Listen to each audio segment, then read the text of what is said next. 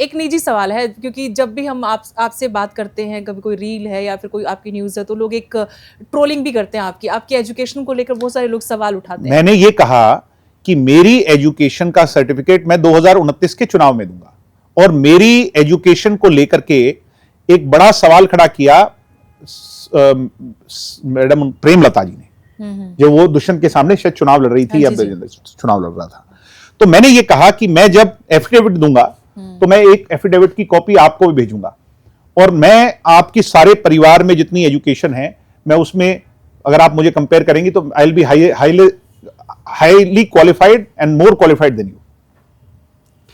अब वो ये तो समझ जाइए कि जिस पर उनको शंका थी वो बातें तो पीछे जा चुकी हैं। क्यों सवाल उठे? सवाल इसलिए उठे कि मैं अपने बाप दादा की जेल होने के बाद पढ़ाई को बीच में छोड़ के आ गया था। हाँ।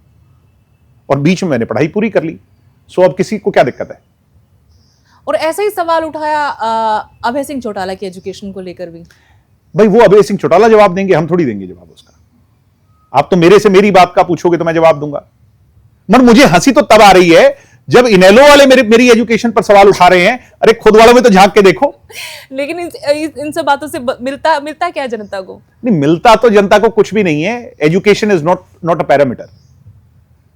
एजुकेशन किसी आदमी की जो उसकी सोच और समझ है, उसको कोई उसका पैमाना करने का तरीका अगर एजुकेशन होता तो फिर तो ये सब इन सब 90 के 90 एमएलए को हटा देना चाहिए मैडम। पर मुझे पर्सनली लगता है कि ये पैरामीटर होना चाहिए। नहीं, ये कोई पैरामीटर नहीं है, मैं नहीं मानता। हो सकता है कि आपकी सोच हो, मैं मानता हूं कि पढ़ा लिखा व्यक्ति होना चाहिए, मगर आप ये माने कि वो पीएचडी होना चाहिए। नहीं, वही मैं पढ़ा लिखा तो पढ़े लिखे तो हम सब लोग हैं। पढ़ा लिखा तो मैं अपने लॉ के तीसरे साल में पढ़ाई को छोड़ करके आया था। मैंने इनको अगर कहेंगे वो रिकॉर्ड भी भेज दूंगा, और मेरे पहले दोनों साल के ग्रेड्स भेज दूंगा, इनको शर्म आएगी। तभी मैंने पूछा, जब आपको ऐसे ट्रोलिंग का मतलब होती है कैसे? मुझे मैं इन चीजों को नेग्लेक्ट कर देता हूं। मुझे कोई सही बात लगती है, तथ्य लगता है, तो मैं उन बातों पर विचार करता हूं, और कहीं अगर कोई गलतियां हैं तो उन गलतियों को सुधारता हूं। आज के सिनेरियो में मगर जब इनने मुझे कहना शुरू किया बार बार मेरी एजुकेशन पर, सो मैंने ग्रेजुएशन को कंप्लीट कर लिया। अब मैं पोस्ट ग्रेजुएशन कर रहा हूं। अब मैं पोस्ट ग्रेजुएशन कंप्लीट कर लूंगा और फिर आपके पैमाने पे भी खरा उतरूंगा अगले चुनाव से पहले। चलो, कि मैं पीएचडी को भी मुझे लगता है कंप्लीट तो नहीं कर पाऊंगा, मगर आई विल बी एनरोल्ड। लेकिन अभी जो सिनेरियो है आज अपना पॉलिटिकल, उसमें आपको कौन सा नेता ऐसा लगता है जो इलेक्टेड, जो एमएलए है, एमपी है, कि ये बेस्ट कर रहे हैं काम अपना?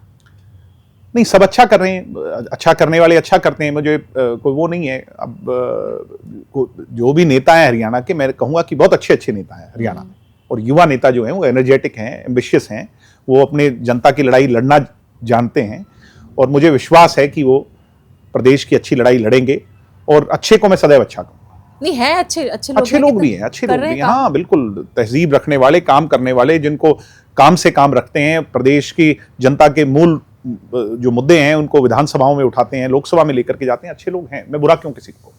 आगे का अपना इंडिविजुअली आपका रोड मैप क्या है, क्या सोच रहे हैं? मेरा रोड मैप तो मेरी पार्टी तय करेगी। अभी तो मैं युवा योद्धाओं को प्रदेश के अंदर संगठित करने में लगा हूं। मैंने 5 जिले कंप्लीट कर लिए हैं। वो योद्धा अब आंदोलन को तैयार हैं? आपने कहा था कि अगर आवश्यकता पड़ेगी तो एक पल भर भी वो घर में नहीं बैठेंगे। बीजेपी के लोगों की नींद उड़ जाएगी, और अगर इस बात से मैं देशद्रोही कहलाऊंगा तो मुझे कोई परवाह नहीं है। वो तो कहला सकते हो आप, कोई दिक्कत नहीं। मुझे अभी भी कहना शुरू हो जाएंगे, आपका इंटरव्यू चलने दीजिए, ये बाबाओं की बात पे ही कह देंगे तो देशद्रोही है, ये तो धर्म विरोधी है। इनसे ज्यादा धार्मिक हूं। इनके किसी के घर में गौ माता नहीं होगी। हम गौ का पालन पोषण करते हैं, और हमारे घर में जो गौ की सेवा है, इनके किसी के घर में हो तो बता देना मुझे। मगर मुझे सर्टिफिकेट राजनीति के अंदर धर्म का नहीं चाहिए, बिल्कुल ना आज चाहिए ना कल चाहिए। लेकिन जब आप लोग ऐसी बातें करते, किसी भी चौटाला फैमिली से हम किसी से बात करते, तो विरोधी कहते कि इनके अंदर बहुत अहंकार है, और इसी वजह से, इनकी दबंगई की वजह से ही अहंकार है। अगर सच बोलेंगे तो अहंकार है। तो कहते हैं कि क्या कहें, इसलिए नकार दिया इन लोगों को। कब नकारा? हार और जीत को नकारना होता है राजनीति में। वो कहते हैं कि चौधरी देवीलाल जब पेंशन लागू की, जच्चा बच्चा योजना लागू की, किसानों के कर्जे माफ किए, पता नहीं क्या क्या किया, अगला विधानसभा का चुनाव बुरी तरह हार गए। तो चौधरी देवीलाल क्या देश की राजनीति में और देश में कोई इंपॉर्टेंस ही नहीं रखते? ये लोग तो हमें मार के सोते हैं, मैं आपको सही बताऊं। मगर हम फिर जब हौसले से खड़े होते हैं तो इनके पसीने आ जाते हैं। और मैंने कहा था कि इतनी मेहनत करेंगे कि हमारे विरोधियों की चोटी में पसीना आएगा, और उस बात के लिए ये हमारा विरोध करें, हमें देशद्रोही कहें, वो इनकी सुनिए। जुलाना रैली के बाद भी आपने कहा था कि अब सरकार घबरा गई हमारी रैली के बाद। निश्चित तौर पे घबरा गई। लेकिन सरकार की तरफ से कह रहे हैं कि इनके पास है क्या जिससे हम घबरा कोई जाएं। बात नहीं, एक होगा। भी एमएलए नहीं, एक भी अभी होंगे आप 2000 कितने जुम्मा 3 साल बचे, एमएलए भी होंगे, एमपी भी होंगे। हमारी पार्टी को अभी तो खड़े हुए भी 6-7 साल हुए हैं। हम आपकी पार्टी का मुकाबला करेंगे नायब सिंह सैनी जी, चिंता मत कीजिए। हमारे हौसले बुलंद हैं, और जिसके हौसले बुलंद हों उनको पंखों की आवश्यकता नहीं होती। एक यूथ की लास्ट में मैसेज आप क्या देना चाहेंगे? मैं यही देना चाहूंगा कि प्रदेश के अंदर हमें हरियाणा को जो आगे बढ़ाना है, उसके लिए सबसे बड़ी आज के दिन आवश्यकता है नशे के खिलाफ लड़ाई लड़ने की। और नशा जो है वो हमारे जड़ों में बैठता जा रहा है हरियाणा की। नशे के खिलाफ हमें एकजुट होना पड़ेगा सामाजिक तौर पर। नशा is solely, government is not responsible for नशा, समाज तब्दीली कर सकता है। मैंने कुछ गांव ऐसे देखे हैं जिसमें नशे को भगाने के लिए, नशे को खत्म करने के लिए गांव की पंचायतों ने जब सख्त फैसले लिए और बहिष्कार शुरू किया लोगों का, तो नशा खत्म हो गया। तो हमें नशे के खिलाफ लड़ाई, अगर हम नशे से बच गए प्रदेश में, ये जो सिंथेटिक ड्रग्स हैं, अगर इससे हम प्रदेश के अंदर बच गए तो हमारे हरियाणा को कोई रोक ही नहीं सकता अगले 50 साल। बिल्कुल। We are fighting for next 50 years and these tired and retired people can not. उसके लिए यूथ को खड़ा होना पड़ेगा। यूथ विल लीड हरियाणा, देर सवेर यूथ ही आगे बढ़ाएगा।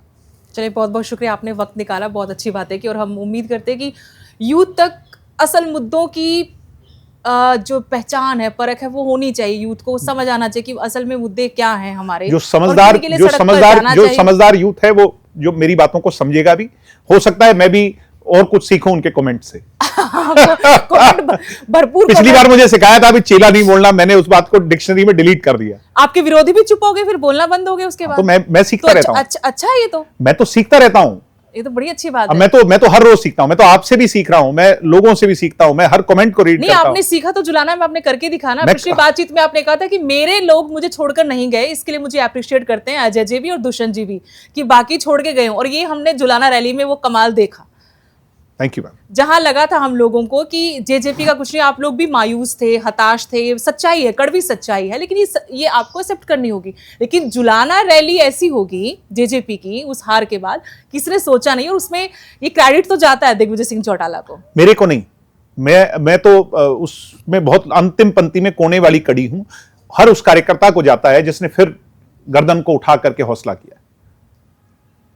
दिग्विजय के पास तो सब जो है ना संसाधन है, सब कुछ है, मगर वो एक आम साधारण कार्यकर्ता जिसने 4 साल में जिसने मायूसी झेली हो, बिल्कुल, जिसके शायद काम ना हो पाए हो, वो फिर खड़ा हुआ, मैं उसे सैल्यूट करता हूं।